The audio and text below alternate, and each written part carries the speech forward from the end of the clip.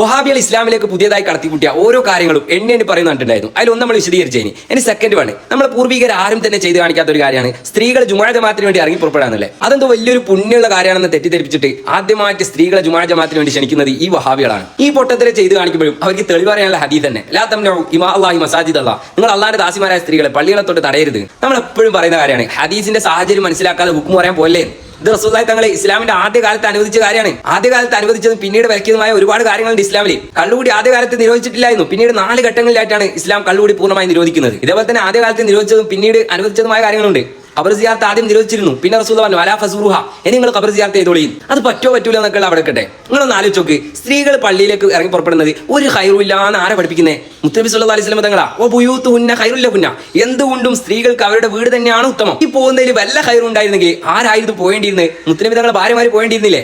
ഫിത്ന ഭയപ്പെടേണ്ട കാര്യമുണ്ടോ? ഭർത്താവല്ലേ ഇമാമ്? മക്കള് പോയേണ്ടിയിരുന്നില്ലേ? ഫിത്ന ഭയക്കണോ? ഉപ്പയല്ലേ ഇമാമ്? എന്നിട്ട് അവരാരും തന്നെ പോയില്ല. പൈസ ചെലവാക്കിയിട്ട് ആരെങ്കിലും രോഗം വരുത്തിയോക്കോ? എന്ന പോലെ ബുദ്ധിയുള്ള ഏതെങ്കിലും പെണ്ണ് ഹൈറായ വീട് ഒഴിവാക്കിയിട്ട് ഓട്ടം വിളിച്ച് പള്ളി പോകാൻ നിൽക്കോ? ഒരു പെണ്ണ് മാറ്റി ഒരുങ്ങണമെങ്കിൽ തന്നെ എത്ര അതാപുള്ള കാര്യമാണ്, നമുക്ക് എല്ലാവർക്കും അറിയുന്ന കാര്യമാണ്. നമ്മൾ ഇതൊക്കെ പറഞ്ഞു കൊടുക്കുമ്പോൾ ഇബ്ലീസ് വഹാബിന്റെ രൂപത്തിലാണ് ചോദിക്കുകയാണ്, അങ്ങനെ നിങ്ങൾ എന്തിനാ പെണ്ണുങ്ങളെ കൂട്ടിയിട്ട് മക്കാമിലേക്ക് പോകുന്നത്? നിങ്ങൾ ആരെ ചങ്ങായിമാരെ ചോദ്യം ചെയ്യുന്നത്? മുത്തനബി തങ്ങളെയാ. മഹാന്മാരെ ഖബർ സിയാറത്തിൽ പുണ്യമുള്ള കാര്യമാണ് മുത്തനബി തങ്ങളെ പഠിപ്പിച്ചത്. ഇനി ഏതെങ്കിലും മക്കാമിൽ ആരെങ്കിലും കോപ്രായങ്ങളെ കാണിക്കുന്നുണ്ടെങ്കിൽ അതിൽ അഹ്ലു സുന്നത്തിനെ പൈചാരുന്നതിൽ അർത്ഥമില്ല. അത് ചിലപ്പോൾ വഹാബിൽ തന്നെ മനഃപൂർവ്വം ചെയ്യുന്നതായിരിക്കും. അപ്പോൾ വഹാബി ഒരു അതിനെ ഞങ്ങൾ മക്കാമിലേക്ക് പോകില്ലാലോ. ഇപ്പൊ മനസ്സിലായില്ല വഹാബിന്റെ സ്വഭാവം? പള്ളി പോകുന്ന ഒരു പുണ്യമില്ലാന്ന് പഠിപ്പിച്ച മുത്തനബി തങ്ങളെ, മഹാന്മാരെ സിയാറത്ത് ചെയ്യൽ പുണ്യമാണെന്ന് പഠിപ്പിച്ച മുത്തനബി തങ്ങളെ വഹാബികൾ സ്വീകരിച്ചേതാ. ഇനി മക്കാമുകളിലേക്ക് പോകുന്നുണ്ടെങ്കിൽ തന്നെ അതെങ്ങനെയാവണമെന്ന് ഫുഖാക്കൾ വളരെ കൃത്യമായി പഠിപ്പിക്കുന്നുണ്ട്. എത്രത്തോളം മഹറമായ ഒരാൾ കൂടെ ഇല്ലാതെ യാത്ര പോലും ചെയ്യാൻ പാടില്ല. ഇനി വഹാബികളോട് സ്നേഹത്തോടെ പറയട്ടെ, നിങ്ങൾക്ക് ഹദീസ് മനസ്സിലാകുന്നില്ല എന്നുള്ളതിൽ നമ്മൾ നിങ്ങളെ ആക്ഷേപിക്കുന്നില്ല. നമുക്കും അത് മനസ്സിലാവില്ല എന്ന് നമ്മൾ പറയുന്നത്. പക്ഷെ അതൊക്കെ വേണ്ട രൂപത്തിൽ മനസ്സിലാക്കിയ മുജ്തഹിദുകളായ ഇമാമിങ്ങൾ ഇവിടെ കഴിഞ്ഞു പോയിട്ടുണ്ട്. നമുക്ക് അവർ കാണിച്ചു തന്ന ഒരു സുന്ദരമായ റൂട്ടുണ്ട് ഇവിടെ. ലാ യസ്ലു ആഖിറു ഹാദിഹിൽ ഉമ്മത്തി ഇല്ലാ ബിമാ സ്വലഹ ബിഹി അവലുഹ. നമ്മളെ പൂർവികർ കാണിച്ചു തരാത്ത ഒരു പുതിയ റൂട്ട് സ്വീകരിക്കലുണ്ട് നമ്മളവിടെ എത്താൻ പോകുന്നില്ല. മുത്തനബി തങ്ങളുടെ പ്രവാചകനാണ് എന്നൊരു കാര്യം പറയുന്നുണ്ട്. മൂജസായ കലാമുണ്ടാ പറയാം. ചെറിയൊരു കാര്യം പറഞ്ഞാൽ തന്നെ അതിന് വലിയ അർത്ഥതലങ്ങൾ ഉണ്ടാവും. അല്ലാതെ ഓരോ കാര്യങ്ങളും വ്യക്തമായി പറഞ്ഞിട്ടുണ്ടെന്നുണ്ടെങ്കിൽ ഇങ്ങനെ മദ്ഹബുകളൊക്കെ രൂപപ്പെടേണ്ട ആവശ്യം ഉണ്ടായിരുന്നു. ഞാൻ ഇതൊന്നും വെറുതെ പറയുന്നില്ല. എന്റെ കഴിഞ്ഞൊരു വീഡിയോയിൽ കൂടുതലായിട്ട് വന്ന കമന്റുകളാണിത്. മലയാള ഖുത്ബ പറ്റൂല എന്നുള്ളതിന് എന്തെങ്കിലും ഹദീസ് ഉണ്ടോ?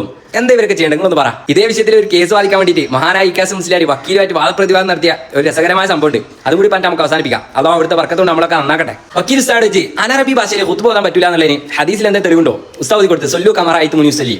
ഞാൻ എങ്ങനെയാണോ നിസ്കരിക്കുന്നതായിട്ട് നിങ്ങൾ കണ്ടത് അതുപോലെ നിങ്ങൾ നിസ്കരിക്കണം. എന്ന് വെച്ചാൽ നിസ്കാരവുമായി ബന്ധപ്പെട്ട മുഴുവൻ കാര്യങ്ങളും ഞാൻ എങ്ങനെയാണോ ചെയ്ത് കാണിച്ചത് അതുപോലെ നിങ്ങൾ ചെയ്യണം. വുദു എങ്ങനെയാണോ നബിതങ്ങൾ കാണിച്ചത് അതേപോലെ വുദു ചെയ്യണം. ഖുത്ബ ഇല്ലാതെ ജുമയില്ല, അപ്പോൾ ഖുത്ബ എങ്ങനെയാണോ ഓതിയിട്ടുള്ളത് അതേപോലെ ഖുത്ബ ഓതണം. വക്കീൽ ഉസ്താദ് വെച്ച് അങ്ങനെ അനറബി ഭാഷയിൽ ഖുത്ബ പറ്റൂല എന്നുണ്ടായിരുന്നെങ്കിൽ പ്രവാചകൻ അത് വേറെ തന്നെ പറഞ്ഞുകൂടായിരുന്നു. അപ്പൊ ഉസ്താദിന് പറഞ്ഞ കാര്യം തന്നെ പിന്നെ ആവർത്തിച്ച് പറയാനുള്ള സ്വഭാവം മുത്തനബിക്കില്ല. ഒമാ എന്ത് ഖാനിൽ ഹവ, അങ്ങനെ നബികൾ പറയുകയാണെങ്കിൽ ആ ഒരു അർത്ഥം കിട്ടുള്ളൂ. പക്ഷെ സൊല്ലു കമറ അയ്തു മുനിസല്ലി എന്ന് പറയുന്നതുകൊണ്ട് എല്ലാ അർത്ഥങ്ങളും അതിൽ കിട്ടി. അതാണ് അതിനകത്ത് പറയാം മൂജസായ കലാം വയ്ക്കും. പിന്നെ വക്കീൽ ചെറിയൊരു എഴുത്തായിട്ടാണ് ഉസ്താദ് വെച്ച് ഇനി അഥവാ നബിതങ്ങൾ അങ്ങനെ പറയുകയാണെങ്കിൽ തന്നെ എങ്ങനെയായിരിക്കും പറയാം? അപ്പൊ ഉസ്താദിന് ഉഖ്തുബു കമാ അഖ്തുബു, ഞാൻ എങ്ങനെയാണ് ഖുത്ബ ഓതിയത് അതേപോലെ നിങ്ങൾ ഖുത്ബ ഓതിക്കോളി. അപ്പൊ വക്കീൽ പറഞ്ഞു ഞാൻ എന്തായാലും എന്റെ കയ്യിലുള്ള ഈ എഴുത്തൊന്ന് വായിക്കാം, നിങ്ങളൊന്ന് അർത്ഥം പറഞ്ഞു. ഉഖ്തുബു കമറ അയ്തു മുനി അഖ്തുബു വഹാബികൾ കൊടുത്തിട്ട് എത്താണ് അതിലുള്ളത്. ഉഖ്തുബു കമറ അയ്തു മുനി അഖ്തുബു എന്നാണ്. ഈ വക്കീൽ കാഫിറായതുകൊണ്ട് തന്നെ ഹാ പറയാൻ കിട്ടില്ല. സാർത്ഥം പറഞ്ഞോട്ട് ഞാൻ എങ്ങനെയാണോ എഴുതുന്നത് നിങ്ങൾ കണ്ടത് അതേപോലെ നിങ്ങൾ എഴുതിക്കൊള്ളിയും. വക്കീലൊന്ന് ഞെട്ടി. ഭാവിയൊക്കെ ഒന്നും മുണ്ടാൻ പറ്റില്ല എന്ന് നിയമമുണ്ട്. അവസാന ഉസ്താദിനോട് സമ്മതം ചോദിച്ച് സമ്മതം കൊടുത്ത് വഹാബികൾ ഇടപെട്ട് നേരെ വായിച്ചു കൊടുത്ത് ഉഖ്തുബു കമറ അയ്തു മുനി അഖ്തുബു. അപ്പോൾ ഉസ്താദ് പറഞ്ഞു എന്നാലും മുത്തനബി തങ്ങൾ അങ്ങനെ പറയൂല. അതിൽ വക്കീൽ ശരിക്കും ഞെട്ടി. വക്കീൽ വെച്ച് ഉസ്താദ് ആ നിങ്ങൾ അങ്ങനെ പറഞ്ഞേ? ഉസ്താദ് മുത്തനബി തങ്ങൾ വഹാബികളെ പോലെ പോയത്തക്കാരനല്ല. ഖുത്ബ എന്നുള്ള കേൾക്കാൻ പറ്റിയ സംഗതിയാണ്, കാണാൻ പറ്റിയ സംഗതിയല്ല. അങ്ങനെ പറയുന്നുണ്ടെങ്കിൽ തന്നെ ഉഖ്തുബു കമാ സമീഅതു മുനി അഖ്തുബു എന്ന് പറയാം. അതുകൊണ്ട് ഞാൻ ആദ്യം പറഞ്ഞു ഉഖ്തുബു കമാ അഖ്തുബു. ഇതങ്ങോട്ട് കേൾക്കലോടുകൂടെ ഫയലൊക്കെ വലിച്ചെന്നിട്ട് വക്കീൽ പോയിട്ട് ഉസ്താദിനോട് മാപ്പ് പറയാണ്.